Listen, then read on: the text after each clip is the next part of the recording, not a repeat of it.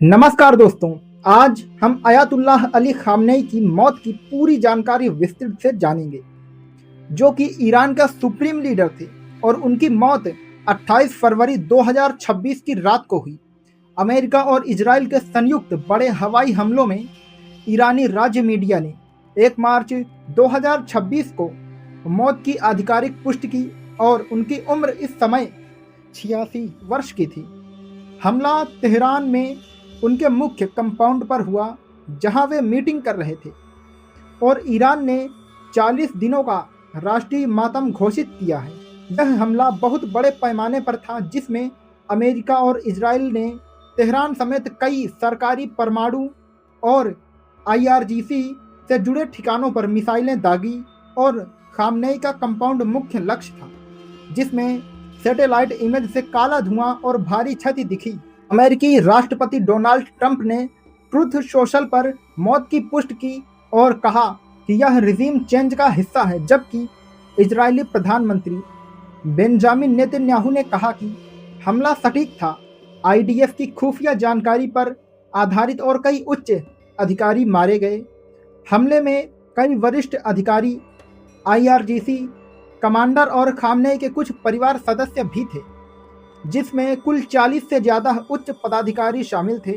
Iran ने तुरंत जवाबी हमले किए और इजराइल अमेरिकी ठिकानों, गल्फ देशों, क्षेत्रीय साइट्स पर मिसाइलें दागी, जिसमें इजराइल में मौतें हुई और अमेरिकी सैनिक घायल या मारे गए, जिसमें कम से कम 3 अमेरिकी सैनिकों की मौत की पुष्टि सेंटकॉम ने की। ईरान ने कहा कि बदला उनका वैध अधिकार है और हमले जारी रहेंगे, जबकि राष्ट्रपति मसूद पेजेशकियन ने इसे मुसलमानों के खिलाफ युद्ध घोषणा कहा। खामनेई की मौत के बाद ईरान में 3 सदस्यीय अंतरिम काउंसिलिंग बनाई गई है, जिसमें राष्ट्रपति मसूद पेजेशकियन, न्यायाधीश का प्रमुख और गार्जियन काउंसिलिंग का सदस्य शामिल हैं, जो सुप्रीम लीडर के कर्तव्यों को संभाल रही है। नया सुप्रीम लीडर चुनने की प्रक्रिया 1 से 2 दिनों में शुरू हो सकती है। विदेश मंत्री अब्बास अराघची ने सही कहा कि नया लीडर जल्द ही चुना जाएगा और अंतरिम व्यवस्था सुचारू रूप से चल रही है। खामनेई का जन्म 19 अप्रैल 1939 को मशहद में हुआ।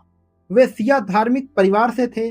पिता सैयद जावेद खामनेई मौलवी थे और उन्होंने कौम में शिया इस्लाम की गहन पढ़ाई की और विद्वान बने। 1960 के दशक में अयातुल्लाह रूहुल्लाह खुमैनी के सबसे करीबी शिष्य बने। शाह मोहम्मद रज़ा पहलवी की पश्चिमी नीतियों का कड़ा विरोध किया। कई बार यह जेल गए, यातनाएं सही और 1979 की इस्लामिक क्रांति में महत्वपूर्ण भूमिका निभाई, जिसमें उन्होंने क्रांति के प्रचार और संगठन में योगदान दिया। क्रांति सफल होने के बाद वे राष्ट्रपति बने और 1989 में खुमैनी की मौत के बाद एक्सपर्ट असेंबली में उन्हें सुप्रीम लीडर चुना।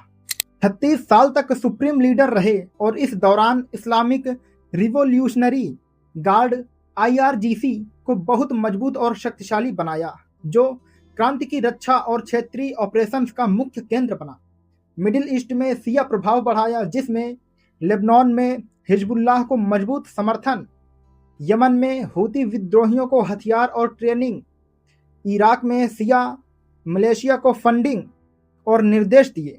जनरल कासिम सुलेमानी उनके सबसे भरोसेमंद कमांडर थे, जिन्हें कुड्स फोर्स का प्रमुख बनाया, और 2020 में बगदाद एयरपोर्ट पर अमेरिकी ड्रोन हमले में उनकी मौत हुई, जिस पर खामनेई ने गहरा दुख जताया।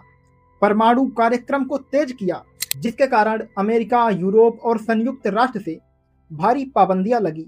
ईरान की अर्थव्यवस्था पर गहरा असर पड़ा।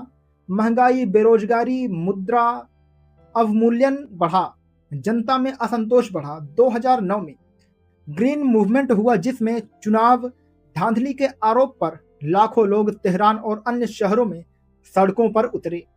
सरकार ने बसीज और आईआरजीसी के जरिए सख्त दमन किया, जिसमें कई मौतें और गिरफ्तारियां हुई। 2022 में महसा अमीनी की मौत के बाद महिलाओं का बड़ा विरोध प्रदर्शन हुआ। हिजाब कानून और मोरलिटी पुलिस के खिलाफ सड़कें भर गई, जिसमें बाल काटने और हिजाब जलाने जैसे प्रतीकात्मक कदम उठाए गए। सरकार ने कड़े कदम उठाए, फांसी चौराहों पर सार्वजनिक रूप से दी गई और हजारों गिरफ्तारियां हुई। खामनेई की मौत के बाद ईरान में गहरी विभाजन दिख रहा है। कुछ जगहों पर शोक और मातम की लहर है, तो कहीं शहरों में जैसे तेहरान, कराज और अन्य इलाकों में लोग सड़कों पर नाच रहे हैं, जश्न मना रहे हैं और राहत महसूस कर रहे हैं, जो लंबे दमन के बाद की भावना दर्शाता है। दुनिया भर में प्रतिक्रियाएं आई। रूस और चीन ने हमले की कड़ी निंदा की।